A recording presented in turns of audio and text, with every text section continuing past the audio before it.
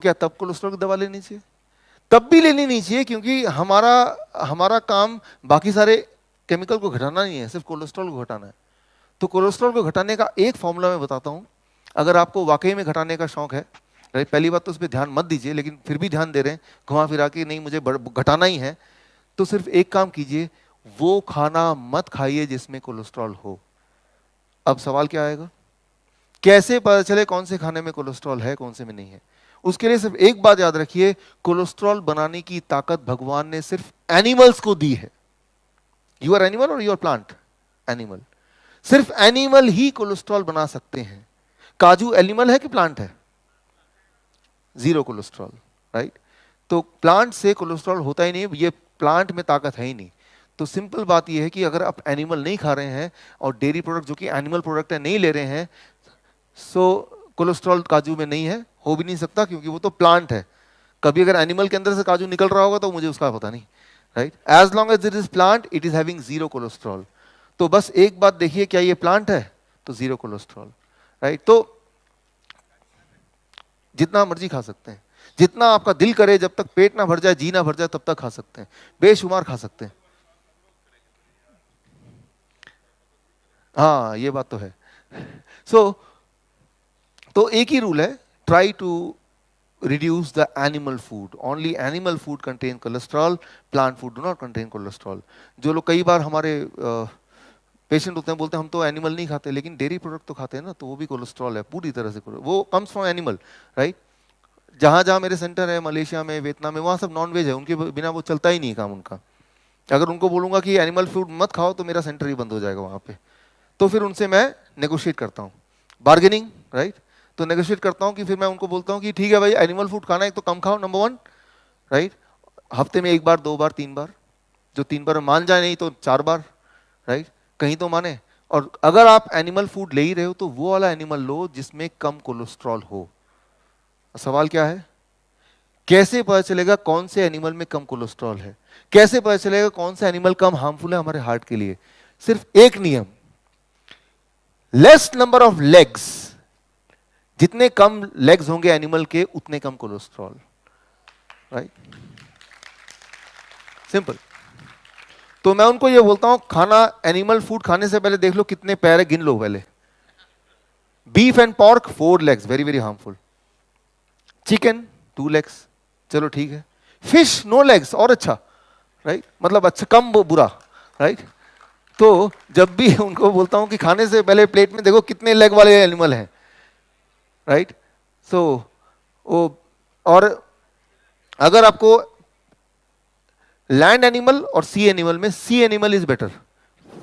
और सी में भी जब देखना चूज करना हो तो जैसे octopus 8 legs, avoid it, right. Crab more legs, avoid it. Fish, right, you can take it.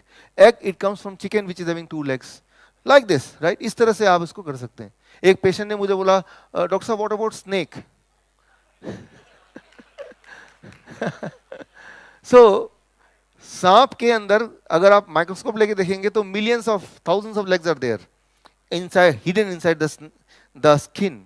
मतलब वो गॉड ने इंडिकेट कर दिया भाई, हजारों लेग हैं इसमें, मतलब ये कितना ज्यादा खतरनाक है, आप अंदाजा इसी बात से लगा सकते हैं, राइट। तो मैं ये बोलना चाह रहा हूं कि कोलेस्ट्रॉल एक्सट्रीम केस में अगर 300 से ऊपर है, according to Harrison principle of internal medicine, right, तो वो हार्मफुल हो सकता है। उस केस में वो तभी हो सकता है इतना ज्यादा किसी का, जब वो ज्यादा कोलेस्ट्रॉल वाले फूड खा रहा हो। कोलेस्ट्रॉल वाला फूड इज एनिमल फूड, और एनिमल में भी animal with more number of legs. So ये सिंपल फॉर्मूला याद रखेंगे तो कोलेस्ट्रॉल के बारे में you need not to worry at all, उसके बारे में आपको सोचने की जरूरत नहीं है। एक एक्सपेरिमेंट अभी हम करेंगे, उस एक्सपेरिमेंट से मैं आपको ये समझाऊंगा कि कोलेस्ट्रॉल की दवा क्या कर सकता है आपके लिए। Do you have this with you?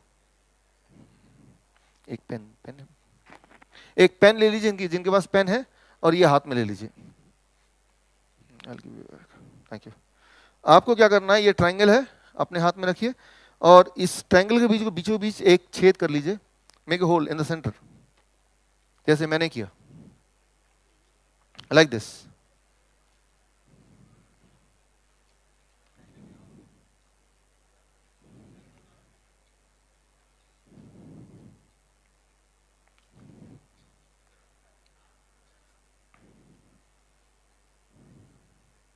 Okay, अब देखिए यहां पे, इसको ऐसे रखिए अपने हाथ में जैसे मैंने रखा है। इसके 3 कॉर्नर हैं। ग्रीन कॉर्नर देखिए cholesterol lowering drugs, right. Red corner है वो है ब्लड प्रेशर का कॉर्नर है। येलो कॉर्नर है वो है ब्लड शुगर का corner. Blood sugar, blood pressure, blood cholesterol, ये तीनों चीजें आपस में कनेक्टेड है बॉडी के अंदर, तीनों इंडिपेंडेंट नहीं है, they are all connected together. अब डॉक्टर ने आपको कन्विंस किया कि आपका कोलेस्ट्रॉल ज्यादा है, आप कोलेस्ट्रॉल कम करो, दवा ले लो। जैसे ही आप दवा लेंगे, कोलेस्ट्रॉल जैसे ग्रीन वाला घटेगा तो ये नीचे जाएगा, तो रेड एंड येलो कहां जा रहा है? ऊपर, यानी कि तब ब्लड प्रेशर बढ़ेगा आपका, शुगर बढ़ेगा आपका।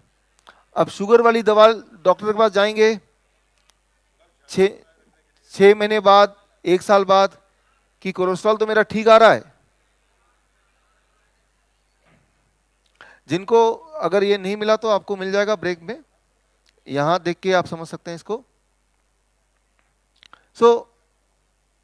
जब भी कोई कोलेस्ट्रॉल की दवा लेगा 6 महीने में, साल में, कोलेस्ट्रॉल का दवा लिया, ग्रीन वाला नीचे चला गया, बट आप देख रहे हैं इसका ऑपोजिट रिएक्शन है, ब्लड प्रेशर ज्यादा होने लगेगा एंड ब्लड शुगर भी ज्यादा होने लगेगा। तो 1 साल बाद दोबारा चेकअप के लिए जाएगा, उसका बोलेगा कि आपका तो ब्लड शुगर ज्यादा आ रहा है, तो ये नहीं बोलेगा कि कोलेस्ट्रॉल की दवा को खत्म कर दो, बोलेगा क्या बोलेगा? शुगर की दवा ऐड कर देगा ना। अब आपका 2 दवाइयां हैं, शुगर की और कोलेस्ट्रॉल की, दोनों ले रहे हैं और दोनों नीचे जा रहा है, तो क्या ऊपर आएगा? Blood pressure.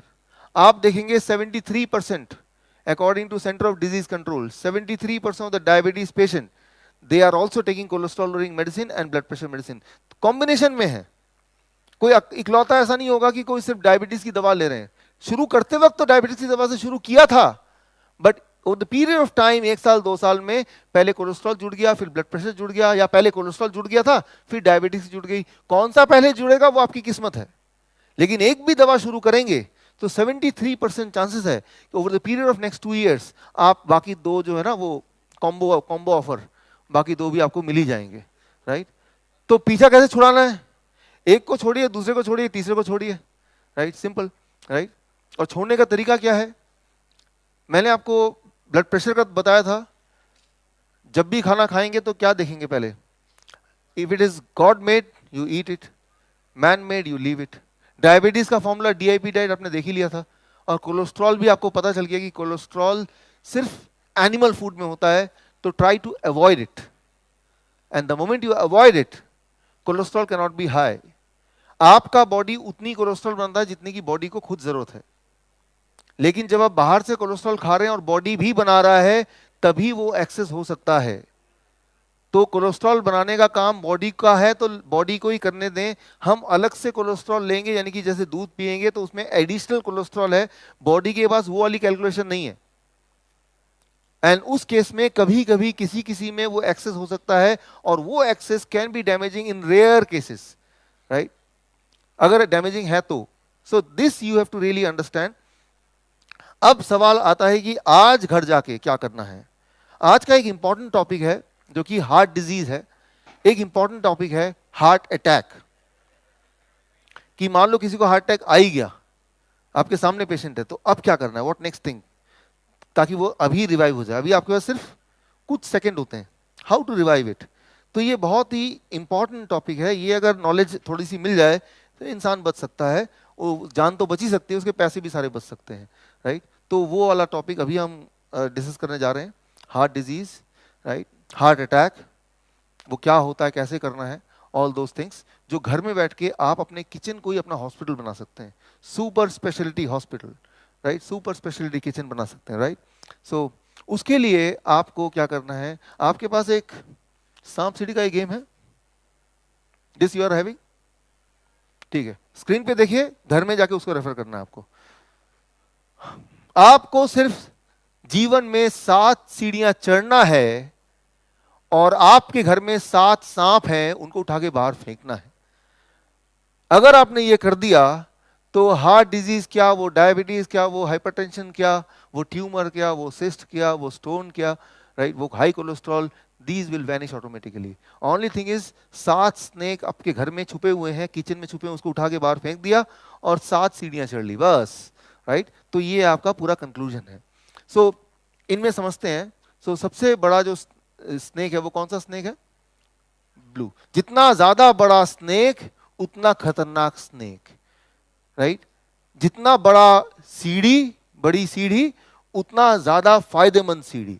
तो 7 सीढ़ी बनाई मैंने और 7 सांप बनाए हैं, उनका साइज को देख के भी आपको अंदाजा लगेगा जिस कलर का सीढ़ी और जिस कलर का सांप, तो वो सांप उस कलर का वो वाली बीमारी करता है, और वो सीढ़ी चढ़ेंगे तो वो बीमारी खत्म हो जाएगी।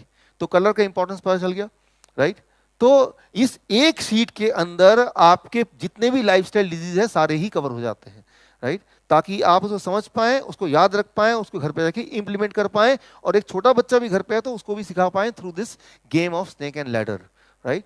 So that is the importance of this game.